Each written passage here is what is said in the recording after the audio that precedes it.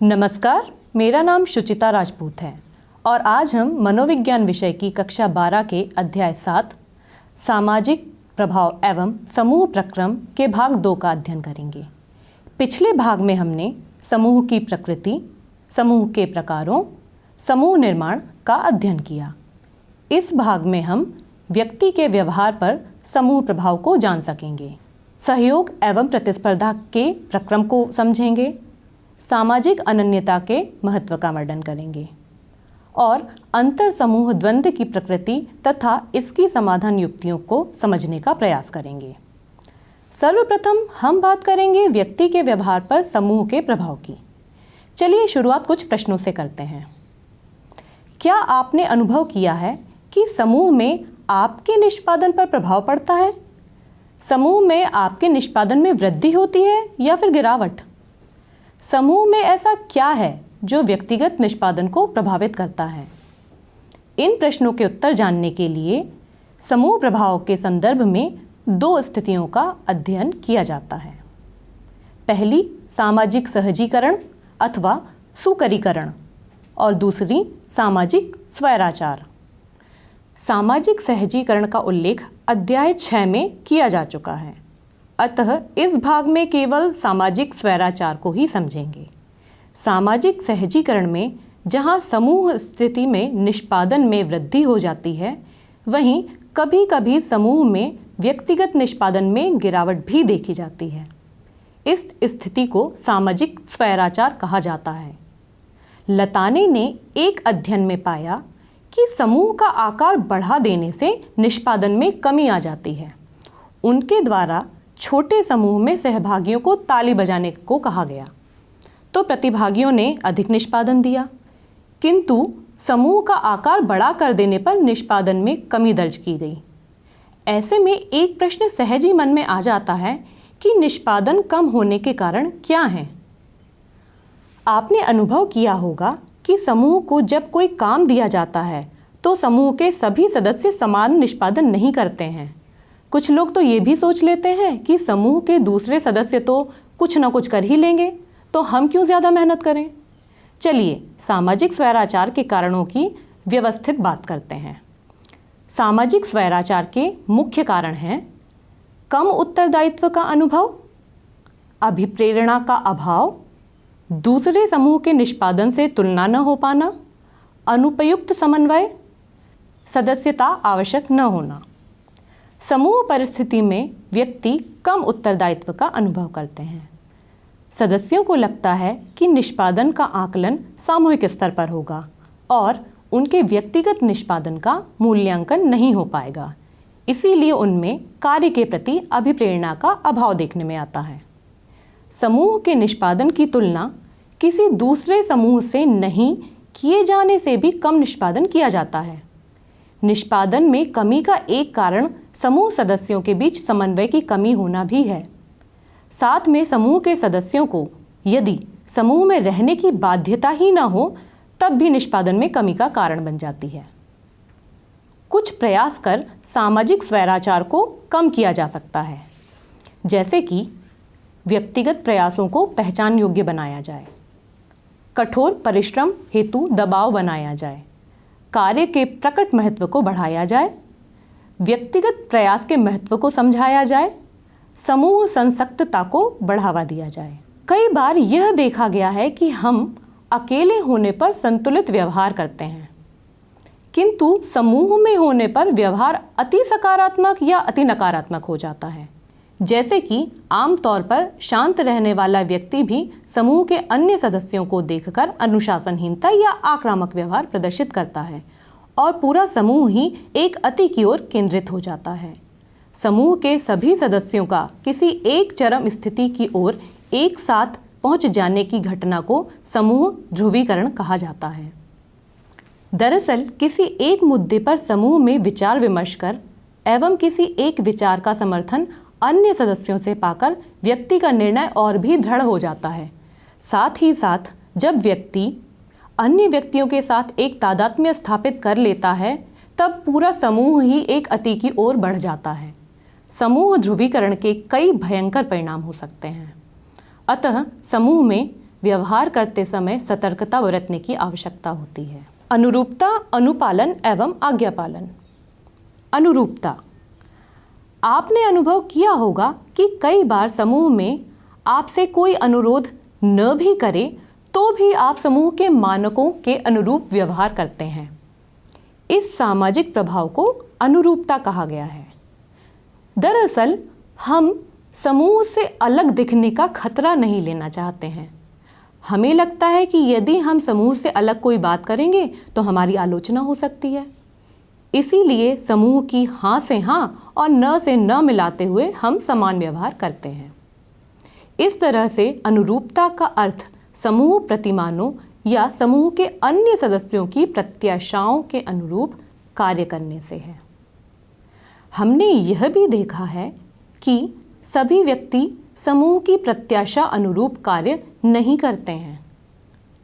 अब प्रश्न उठता है कि ऐसे कौन से कारक हैं जो अनुरूपता को प्रभावित करते हैं।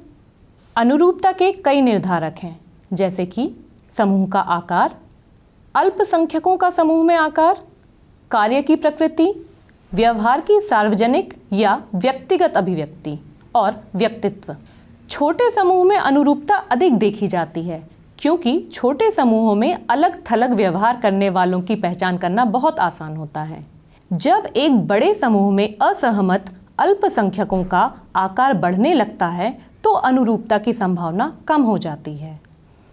कार्य की प्रकृति भी अनुरूपता को प्रभावित करती है। साथ ही साथ यदि व्यवहार या मत की अभिव्यक्ति सार्वजनिक रूप से करने की शर्त हो तब भी अनुरूपता की संभावना अधिक होती है। अनुरूपता के स्तर पर लोगों के व्यक्तित्व में भिन्नताएं देखी जाती हैं। कुछ व्यक्ति अनुरूप व्यवहार करने की जगह अपने अनुभव, पसंद और अभिवृत्ति को महत्व देते हैं, जबकि बहुत से व्यक्ति अनुरूप व्यवहार ही करते हैं। चलिए अब अनुपालन की बात करते हैं। जब समूह के किसी एक व्यक्ति के अनुरोध पर आप कोई एक विशिष्ट व्यवहार करते हैं तो इसे अनुपालन कहा जाता है। आपने अनुभव किया होगा कि कुछ अच्छे विक्रेता आसानी से आपको वो सब सामान बेच देते हैं जो आप शायद खरीदना ही नहीं चाहते थे। दरअसल ये विक्रेता या अन्य कोई भी व्यक्ति जब किसी से कुछ अनुपालन कराना चाहता है तो वह कुछ अनुपालन विधियों का उपयोग करता है। यह विधियां हैं प्रवेश पाने की प्रविधि, अंतिम समय सीमा प्रविधि, वार्ता अस्वीकरण प्रविधि। प्रवेश पाने की प्रविधि में व्यक्ति पहले कोई एक छोटा सा अनुरोध करता है। अनुरोध का पालन होने पर वह एक बड़ा अनुरोध कर देता है। चूंकि आप एक छोटे अनुरोध का पालन कर चुके होते हैं तो बड़ा अनुरोध अस्वीकार करने में असुविधा महसूस करते हैं। अंतिम समय सीमा प्रविधि में किसी उत्पाद या सेवा के संबंध में एक अंतिम समय सीमा निर्धारित कर दी जाती है जो कि लोगों में शीघ्रता उत्पन्न करती है।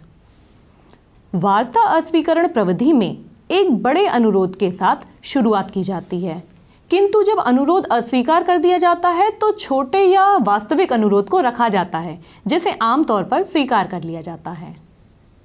अब आज्ञा पालन की बात करते हैं। आज्ञा पालन सामाजिक प्रभाव का सर्वाधिक प्रत्यक्ष रूप है। जब कोई आधिकारिक व्यक्ति जैसे कि पुलिसकर्मी, अध्यापक, अभिभावक किसी निर्देश को देते हैं तो हम उसका पालन करते हैं। आधिकारिक व्यक्ति की आज्ञा नहीं मानने पर दंड मिलने की धारणा जुड़ी होती है, जिस कारण हम ऐसे व्यक्ति के प्रभाव में सहज ही आ जाते हैं। आधिकारिक व्यक्ति की आज्ञा का पालन करना चाहिए, यह धारणा भी हमें आज्ञा पालन करने के लिए प्रेरित करती है। मिलग्राम ने अपने शोध अध्ययन से यह प्रदर्शित किया कि लोग आधिकारिक व्यक्ति के निर्देश का पालन तब भी करते हैं जबकि वह निर्देश उनकी धारणा में उचित नहीं है। हमें लगता है कि आधिकारिक व्यक्ति के पास अपनी आज्ञा पालन करवाने के पर्याप्त साधन हैं। आज्ञा पालन के कारणों की व्याख्या करते हुए यह बताया गया है, लोग आज्ञा पालन इसीलिए करते हैं क्योंकि उन्हें लगता है इस तरह से वे अपने क्रियाकलापों के लिए स्वयं जिम्मेदार नहीं हैं, वे तो सिर्फ आज्ञा का पालन कर रहे हैं। आधिकारिक व्यक्ति के पास वर्दी, पद आदि प्रतिष्ठा प्रतीक होते हैं जिनकी अवज्ञा करना मुश्किल होता है।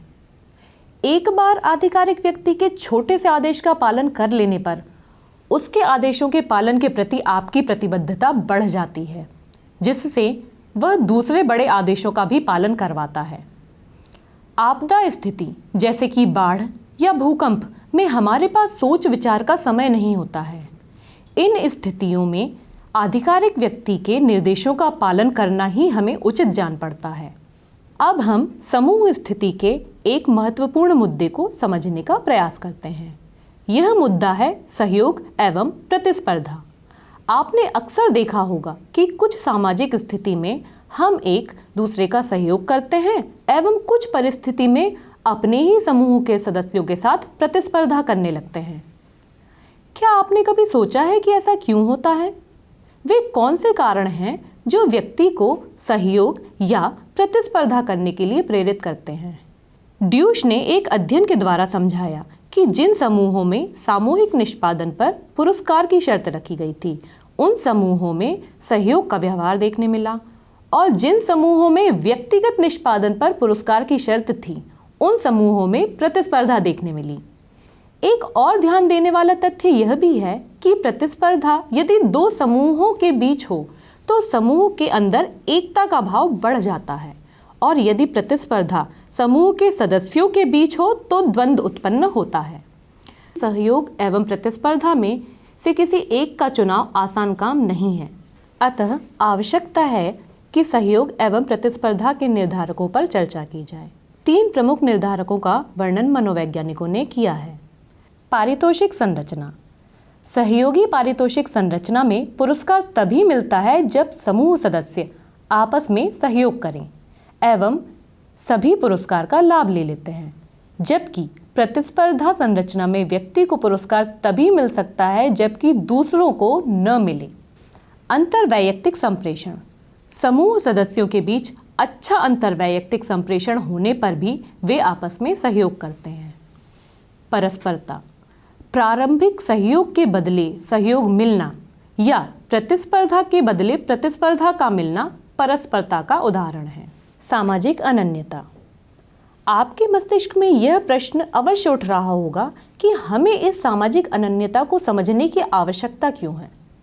समझने का प्रयत्न करें कि यह बहुत आवश्यक है कि इस संप्रत्यय को आप गहराई से जानें, क्योंकि यह सामाजिक अनन्यता ही होती है जो आपको किसी समूह से जोड़ती है। साथ ही साथ इस सामाजिक अनन्यता के द्वारा ही आपको यह ज्ञात होता है कि सामाजिक तौर पर आप कहाँ स्थित हैं और समाज में आपकी पहचान किस रूप में होती है। सामाजिक अनन्यता इस विषय पर आगे बात करने के पहले मैं आपको एक छोटा सा कार्य करने के लिए कहूँगी। एक कागज़ पर आप स्वयं के विषय में लिखें कि आप कौन हैं। अपने विषय में मुझे एक संक्षिप्त परिचय दीजिए। ध्यान रहे कि यह 3-4 पंक्तियों में होना चाहिए। इसके पश्चात चलिए हम वापस बात शुरू करते हैं सामाजिक अनन्यता की। आपके उत्तर में व्यक्तिगत अनन्यता जैसे कि नाम, लंबाई, रंग आदि का उल्लेख हो सकता है। साथ ही साथ हो सकता है कि आपने खुद को भारतीय या दक्षिण भारतीय या पंजाबी या फिर अपने विद्यालय के छात्र के रूप में पहचान लिखी हो। दूसरे प्रकार की विशेषताएं आपकी सामाजिक अनन्यता की ओर इशारा करती हैं। बहुत ही छोटी उम्र से हम यह सीखना प्रारंभ कर देते हैं कि हम हैं कौन। कुछ बिंदुओं पर हम स्वयं को दूसरों से बिल्कुल भिन्न पाते हैं और साथ ही साथ कुछ बातों में हम स्वयं को दूसरों के समान ही अनुभव करते हैं। भारत के क्रिकेट मैच जीत जाने पर होने वाली खुशी यह दर्शाती है कि आप स्वयं को एक भारतीय के रूप में पहचान रहे हैं। आपके विद्यालय के मॉडल को राज्य विज्ञान प्रदर्शनी में पुरस्कार मिलने पर होने वाली प्रसन्नता और गर्व आपके उच्च विद्यार्थी के रूप में आपकी सामाजिक अनन्यता को प्रदर्शित करता है। ऐसे ही जब आप किसी समूह से स्वयं को जोड़ लेते हैं तो आपको एक सामाजिक अनन्यता की प्राप्ति होती है और उस समूह के आदर्शों और विश्वासों को आप आत्मसात कर लेते हैं। सामाजिक अनन्यता आपको आपके लक्ष्यों की ओर प्रेरित करती है और उन्हें प्राप्त करने में आपकी सहायता भी करती है। उदाहरण के तौर पर मान लीजिए कि आपकी फुटबॉल में बहुत रुचि है और सौभाग्यवश कुछ अनुभवी खिलाड़ियों के साथ एक समूह में अभ्यास करने का मौका भी मिल जाता है। सामाजिक अनन्यता आपको बहुत शीघ्रता से उस समूह के नियमों तथा विचारधारा से न केवल परिचित कराती है, अपितु उसका पालन करने के लिए प्रेरित भी करती है, क्योंकि यह वह पहचान है जो आप अपने लिए बनाना चाहते हैं। यह आपकी आंतरिक अभिप्रेरणा होती है कि न सिर्फ आप उस समूह के एक महत्वपूर्ण सदस्य बन सकें, अपितु उस समूह का समाज में एक महत्वपूर्ण स्थान भी कायम करवा सकें। जैसे ही आप अपने आप को किसी समूह से जुड़ा हुआ महसूस करने लगते हैं, निश्चित तौर पर उस समूह की बेहतरीन और कल्याण के लिए आप कठिन से कठिन परिश्रम करते हैं। स्वाभाविक है कि आपको अपना समूह अच्छा और उत्तम लगता है, लेकिन समस्या तब प्रारंभ होती है जब चेतन अचेतन रूप में अंतर समूह और बाह्य समूह के मध्य एक तुलना आरंभ हो जाए।